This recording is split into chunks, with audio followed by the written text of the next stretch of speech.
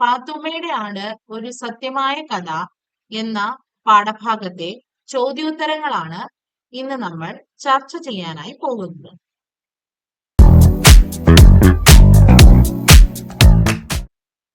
ചോദ്യം: പാത്തുമ്മയുടെ ആട് ഒരു സത്യമായ കഥ എന്ന പാഠഭാഗത്തിന്റെ പ്രധാന ആശയം വ്യക്തമാക്കുക. ഉത്തരം: പ്രൊഫസർ എം.കെ. സാനുവിന്റെ കാഴ്ചപ്പാടിൽ വൈക്കം മുഹമ്മദ് ബഷീറിന്റെ പാത്തുമ്മയുടെ ആട് എന്ന കൃതിയെ ആസ്പദമാക്കി എഴുതിയ ഈ പാഠഭാഗം ബഷീറിന്റെ ജീവിതവും സാഹിത്യവും തമ്മിലുള്ള അഭേദ്യമായ ബന്ധത്തെ വ്യക്തമാക്കുന്നു.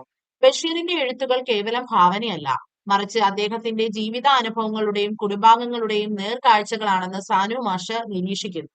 ജീവിതത്തിലെ കഷ്ടപ്പാടുകൾക്കിടയിലും നർമ്മബോധം കൈവിടാതെയും മനുഷ്യരെയും മറ്റ് ജീവജാലങ്ങളെ സ്നേഹത്തോടെയും സമഭാവനയോടെയും കാണാനുള്ള ബഷീറിന്റെ സവിശേഷമായ കഴിവാണ് ഈ പാഠഭാഗത്തിലൂടെ പ്രൊഫസർ എം.കെ. സാനു വരച്ചു കാട്ടുന്നത്. ബഷീറിനെ ഏകാന്ത വീതിയിലെ അവധൂതൻ എന്ന് വിശേഷിപ്പിക്കുന്നതിലൂടെ ലൗകികമായ ആഡംബരങ്ങളിൽ ആകൃഷ്ടനാകാതെ തന്റെ തനിമ കാത്തു സൂക്ഷിച്ച ഒരു മനുഷ്യസ്നേഹിയായി അദ്ദേഹത്തെ സാനു അടയാളപ്പെടുത്തുന്നു.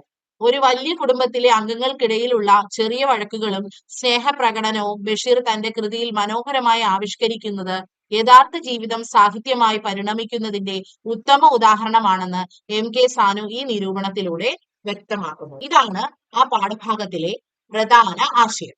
ഇനി നമുക്ക് ആ പാഠഭാഗത്തിലെ പഠന പ്രവർത്തനങ്ങൾ എന്തൊക്കെയാണെന്ന് നോക്കാം. പാത്തുമ്മയുടെ ആട് ഒരു സത്യമായ കഥയാണ് എന്ന് ലേഖകൻ പറയുന്നത് എന്തുകൊണ്ടാവാം? നിരീക്ഷണങ്ങൾ അവതരിപ്പിക്കുക. ബഷീറിന്റെ ജീവിതത്തിലെ നേർക്കാഴ്ചകളാണ് പാത്തുമ്മയുടെ ആടിന്റെ മുഖ്യ പ്രമേയം. നാളുകൾക്ക് ശേഷം തന്റെ വീട്ടിലേക്ക് വന്ന ബഷീറിനോട് സഹോദരങ്ങളും അമ്മയും തങ്ങളുടെ ആവശ്യങ്ങൾ അവതരിപ്പിക്കുകയാണ്. വളരെ ധനികനായാണ് താൻ തിരിച്ചു വന്നിരിക്കുന്നത് എന്നാണ് എല്ലാവരുടെയും വിചാരം. എന്നാൽ വീടിനു വേണ്ടി എല്ലാം ചെയ്യണമെന്ന് ആഗ്രഹം ബഷീറിനുണ്ട്. മൂലകാരണം പണമാണ്. തന്റെ ദാരിദ്ര്യത്തിനെ പുരപ്പുറത്തു നിന്നും ഹാസ്യത്തിന്റെ മേമ്പൊടി ചേർത്ത് വിളിച്ചു പറയുകയാണ് ബഷീർ തന്റെ ഓരോ കൃതികളിലും. ഇതിന്റെ ഇടയിൽ തന്റെ കൂടപ്പിറപ്പുകളും ഭൂമിയുടെ അവകാശികളായ സകല ചരാചരങ്ങളും ബഷീറിന്റെ നോവലിലെ കഥാപാത്രങ്ങളാകും. അടുത്ത ചോദ്യം: ചന്ത കൂടിയ ബഹളമാണ് അവിടെ. ഉമ്മായുടെ അഭയാർത്ഥികളായി പാർക്കുന്ന കുറേ പൂച്ചകൾ. പ്രശാന്തി തേടിയെത്തിയ ബഷീറിനെ അശാന്തിയിലേക്ക് നയിച്ച സാഹചര്യങ്ങൾ അവതരിപ്പിച്ചിരിക്കുന്നത് എങ്ങനെയെന്ന് ചർച്ച ചെയ്യുക. തന്റെ വീട്ടിലേക്ക് നാളുകൾക്ക് ശേഷം ഇച്ചിരി ശാന്തി താൻ ശർക്കര നുണയാൻ കടന്നു വന്നതാണ് ബഷീർ. എന്നാൽ തന്റെ ചെറിയ വീട്ടിൽ പൂച്ചകളും ആട് പോലും അന്തേവാസികളാണ്. കുട്ടികളും കുട്ടികളെക്കാൾ കുട്ടിത്തമുള്ള മനുഷ്യരും ഭൂമിയും ഭൂമിയിലെ ജീവജാലങ്ങളും ബഷീറിന്റെ ചിന്തകളിൽ ചിലപ്പോൾ ഒക്കെ ഭ്രാന്ത് പോക്കുന്നതിനും ചിന്തകളിൽ ഒരേ സമയം വെളിച്ചം നിറയ്ക്കുന്നതിനും കാരണമാകുന്നു. തന്റെ വീടും പരിസരവും ജീവജാലങ്ങളും അവയുടെ ചിന്തകൾ പോലും ജീവിതത്തിന്റെ ഭാഗമാവുകയാണ് ചെയ്യുന്നത്. ആ ജീവിതം തന്നെയാണ് കഥയാകുന്നത്. ആ കഥ വായിക്കുന്ന ഓരോ വായനക്കാരനും ബഷീറിന്റെ കഥാപ്രപഞ്ചത്തിനുള്ളിലേക്ക് അറിയാതെ തന്നെ കടന്നു പോകുകയും അതിൽ തന്നെ ഹൃദയം ഉടക്കി കിടക്കുകയും ചെയ്യും.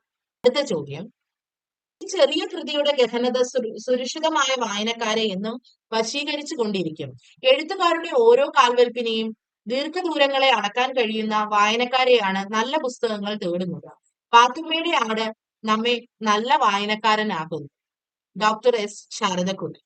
പാത്തുമ്മയുടെ ആടിനെ കുറിച്ചുള്ള രണ്ട് എഴുത്തുകാരുടെയും നിരീക്ഷണങ്ങൾ താരതമ്യം ചെയ്ത് കുറിപ്പ് തയ്യാറാക്കുക.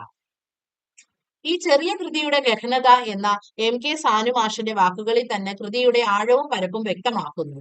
മലയാള സാഹിത്യത്തിലെ ലാളിത്യത്തിന്റെ കൊടുമുടിയാണ് ബഷീർ.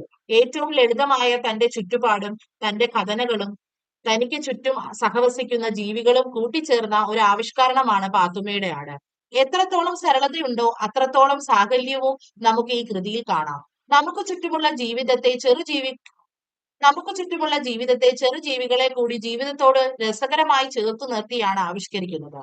ജീവിതത്തിന്റെ ദീർഘവീക്ഷണത്തെ എത്രയും മനോഹരമായി അവതരിപ്പിക്കുന്ന മറ്റൊരു കൃതി വേറെയില്ല. പാത്തുമ്മയുടെ ആട് നല്ലൊരു വായനാ അനുഭവം സൃഷ്ടിക്കുന്നു. നല്ല വായനാ അനുഭവം വായനക്കാരന്റെ ഹൃദയത്തിൽ നിന്ന് ഒരിക്കലും മായുകയില്ലല്ലോ. അത്രത്തോളം ആഴമുള്ള വേദനകൾ പോലും മധുരമുള്ള തമാശയായി അവതരിപ്പിക്കപ്പെടുമ്പോൾ വായനക്കാരന്റെ ഹൃദയത്തിൽ നല്ല വായനയുടെ ലോകം തീർക്കും. സൃഷ്ടി, സൃഷ്ടാവ്, അനുഗ്രഹം, അനുഗ്രഹീതൻ ഇത്തരം പദജോഡികൾ കണ്ടെത്തി പട്ടികപ്പെടുത്തുക. അവ ഉൾക്കൊള്ളുന്ന ഭാഷാപരമായ സവിശേഷതകൾ വിശകലനം ചെയ്യുക. നാമങ്ങളിൽ നിന്നോ വിശേഷണങ്ങളിൽ നിന്നോ ഇത്തരം പുതിയ പദങ്ങൾ ഉൽപ്പാദിപ്പിക്കുന്നത് ഭാഷയിൽ സാധാരണമാണ്. കൂടുതൽ ഉദാഹരണങ്ങൾ മിടുക്ക്, മിടുക്കി, മിടുക്കൻ, തല, തലയൻ, തലച്ചി, സാമർഥ്യം, സാമർഥ്യൻ, സമർത്ഥ, സ്വാതന്ത്ര്യം, സ്വാതന്ത്ര്യൻ, സ്വതന്ത്ര. അപ്പൊ ഇങ്ങനെയുള്ള പദജോഡികള് കണ്ടെത്തി അവതരിപ്പിക്കാനാണ് പറഞ്ഞിരിക്കുന്നത്. ഇത്രയും പദജോഡികളാണ് ഉള്ളത്. അടുത്ത ചോദ്യം, നിരുപാധികമായ സ്നേഹത്തിന്റെയും സാഹോദര്യത്തിന്റെയും ചിത്രങ്ങളാണ് മുകളിൽ നൽകിയ കാവ്യഭാഗത്തും യൂണിറ്റിലെ രചനകളിലും തെളിയുന്നത്. മാനവിക മൂല്യങ്ങൾ ഊട്ടിയുറപ്പിക്കേണ്ട കാലത്താണ് നമ്മൾ ജീവിക്കുന്നത്. രചനകളും സമകാലിക ലോക സാഹചര്യങ്ങളും ആസ്പദമാക്കി കെട്ടിപ്പടുത്താം വിശ്വസാഹോദര്യം എന്ന വിഷയത്തിൽ ഉപന്യാസം തയ്യാറാണ്. എവിടെയൊക്കെ മനുഷ്യർ അടിച്ചമർത്തപ്പെടുന്നുവോ, എവിടെയൊക്കെ മനുഷ്യർ എഴുന്നേക്കാൻ വേണ്ടി പിടയുന്നുവോ, അവിടെയൊക്കെ ജീവിക്കുന്ന പോരാളി എന്ന കവി എന്ന വാക്കിന് ഒരു പര്യായം സൃഷ്ടിച്ചു വെച്ചു NV കൃഷ്ണവാര്യർ. അദ്ദേഹം വാക്കുകളെ അതിജീവനത്തിനുള്ള സമര ആയുധമാക്കി മാറ്റി. മനുഷ്യ ജീവിതത്തിൽ പാരസ്പര്യവും സ്നേഹവും അനിവാര്യമാണ്. ലോകത്തിന്റെ നിലനിൽപ്പ് തന്നെ ആത്മാർത്ഥമായ സ്നേഹത്തിലാണ്. പരസ്പര സഹോദരർ എന്ന പോലും തിരിച്ചറിയാത്ത കാലത്താണ് നമ്മൾ ജീവിക്കുന്നത്. അത്രമേൽ മൂല്യച്യുതി ഇന്ന് നമ്മുടെ സമൂഹത്തിൽ രൂപപ്പെട്ടുകൊണ്ടിരിക്കുന്നു. മൂല്യങ്ങൾ ഇല്ലാതെ വളർന്നു വരുന്ന ഒരു തലമുറയ്ക്ക് മൂല്യബോധത്തിന്റെയും ജീവിതത്തിന്റെയും പൊരുൾ അറിയിക്കാനും വിശ്വമാനവർ എന്ന കാഴ്ചപ്പാട് തിരിച്ചറിയുന്നതിനും ജീവിതത്തിന്റെ പരമമായ പൊരുൾ പാരസ്പര്യവുമാണ് എന്ന സത്യത്തെ തിരിച്ചറിയുന്നതിനും ബഷീറിന്റെ രചനകൾക്ക് സാധിക്കും. തനിക്ക് ചുറ്റുമുള്ള എല്ലാത്തിനെയും ബഷീർ അംഗീകരിക്കുന്നു, ചേർത്ത് നിർത്തുന്നു. ചെറുജീവികളുടെ കലവിലകൾ പോലും തന്റെ ജീവിതത്തിന്റെ ശ്രുതിയായി കാണാനുള്ള വിശാലമായ മനസ്സ് വായനക്കാരന് ഒരുക്കി കൊടുക്കുവാനുള്ള കഴിവ് ബഷീറിന്റെ കൃതികൾക്കുണ്ട്.